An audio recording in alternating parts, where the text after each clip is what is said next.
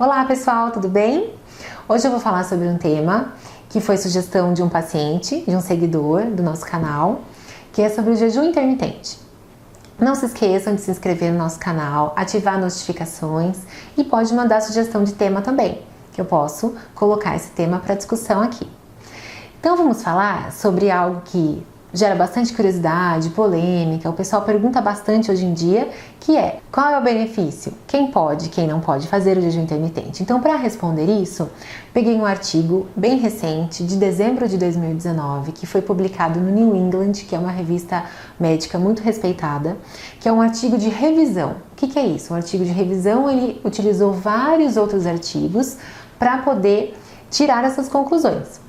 Foram analisados centenas de estudos pré-clínicos, ou seja, estudos com ratos, e dezenas de estudos em humanos para poder chegar a essas conclusões que eu vou citar aqui para vocês. Falando um pouquinho então sobre o nosso metabolismo celular, as nossas células utilizam glicose e ácidos graxos como fonte de energia.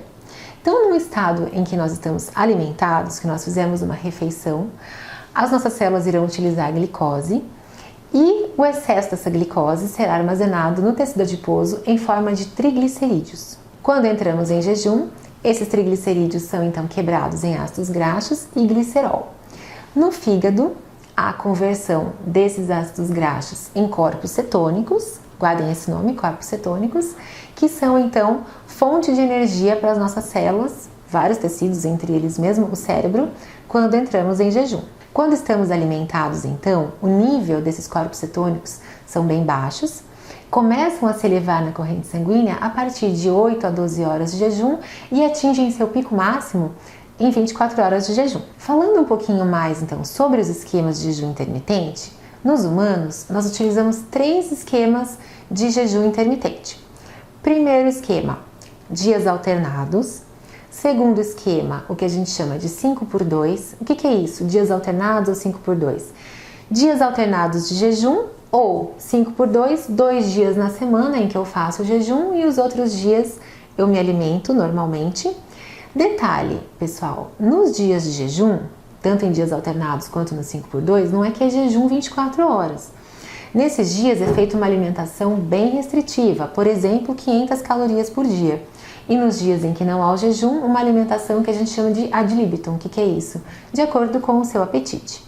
Ou então o terceiro esquema, que é o mais utilizado, que é a alimentação diária por restrição de tempo.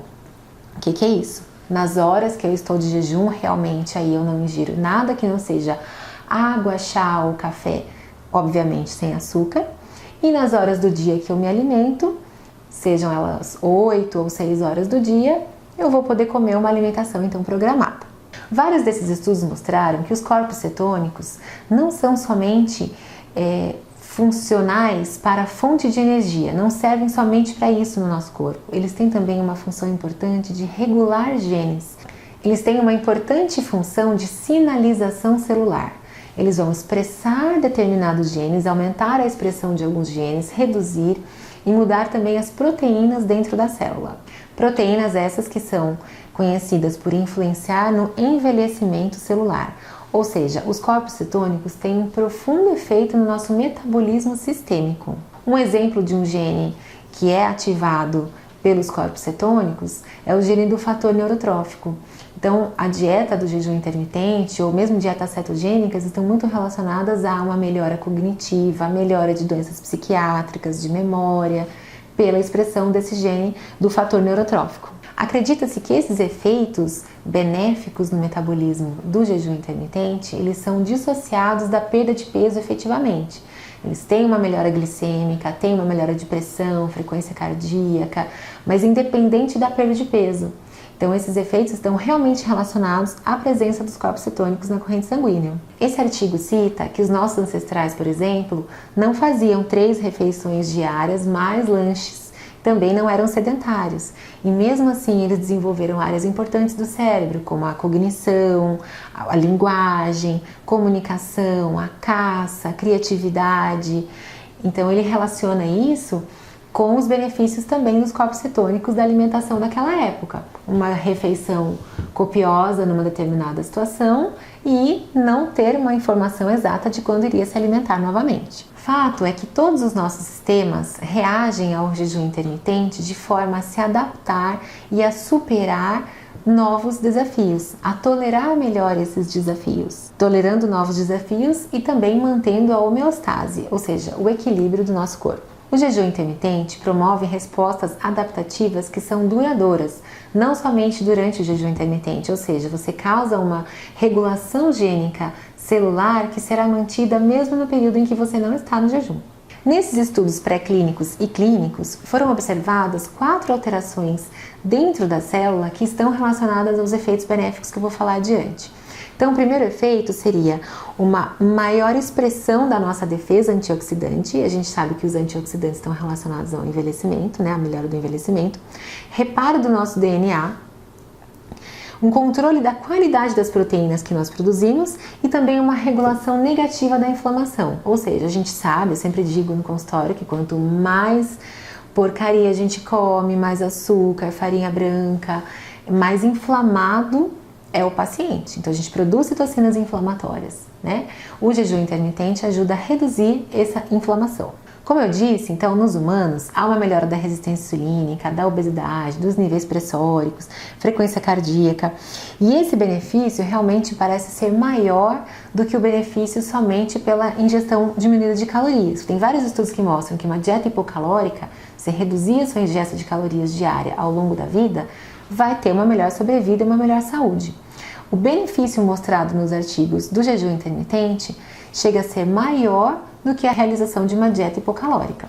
Exemplo disso foi um estudo feito com 2 grupos, em 100 mulheres em cada grupo. Num grupo de 100 mulheres, foi feito então, durante 6 meses, uma dieta de jejum intermitente, naquele esquema 5x2, ou seja, 5 dias alimentação ad libitum, 2 dias uma dieta bem hipocalórica. E no outro grupo de 100 mulheres, uma redução de 25% do teor calórico diário. Depois de 6 meses, essas mulheres haviam perdido a mesma quantidade de peso. Porém, as mulheres que fizeram jejum intermitente tiveram uma melhora mais importante da resistência insulínica e uma redução ainda maior da cintura, da gordura visceral. Então, mesmo perdendo a mesma quantidade de peso, a perda de gordura visceral nas que fizeram jejum intermitente foi maior. Há vários estudos que relacionam uma melhor resistência física nos atletas que fazem jejum intermitente, uma melhora de memória, isso tanto em humanos quanto em animais, em pacientes com câncer. Ele cita nesse artigo vários tipos de câncer. O jejum intermitente sinaliza melhor na célula cancerígena o tratamento quimioterápico. Então, ele melhora a resposta do tratamento quimioterápico também, o que chega a ser bem interessante.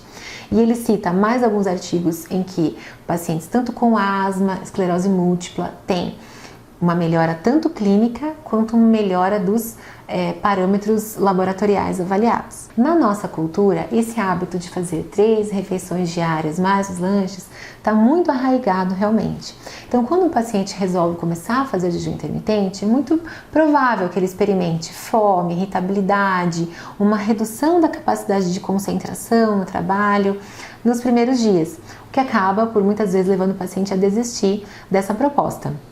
O que ele destaca no artigo para a gente orientar? Que isso vai levar no máximo 1 mês, essa adaptação. Depois disso, esses sintomas desconfortáveis passam. Como que a gente pode fazer então para melhorar a aceitabilidade de uma dieta de jejum intermitente? Então vamos supor que a gente vai escolher um esquema de 5x2, ou seja, o paciente vai fazer 5 dias uma alimentação normal, 2 dias uma dieta bem hipocalórica com 500 calorias.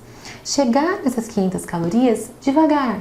Então propõe para o paciente 2 dias na semana, no primeiro mês, comer 1000 calorias, no mês seguinte 750, no mês seguinte 500. Ele dá uma tabelinha, o que é bem interessante. Se você quiser essa tabela, eu posso mandar também via direct ou WhatsApp para quem pedir. No caso do jejum de horas, mesma coisa. Habitualmente a gente faz o jejum de 16 horas ou de 18 horas, né? Então ele espaçando lentamente as refeições. Então tem tabelas para isso, para ir mudando semana a semana, ou mês a mês, de acordo com a aceitação do paciente. Ele relata então que é fundamental uma comunicação legal entre o médico e o paciente, um suporte nutricional para que não faltem nutrientes e um reforço positivo.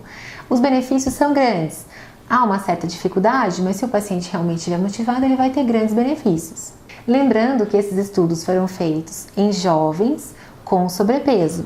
Não há estudos grandes em idosos, mas todos esses estudos comprovam realmente uma melhora metabólica e uma maior resistência ao estresse celular.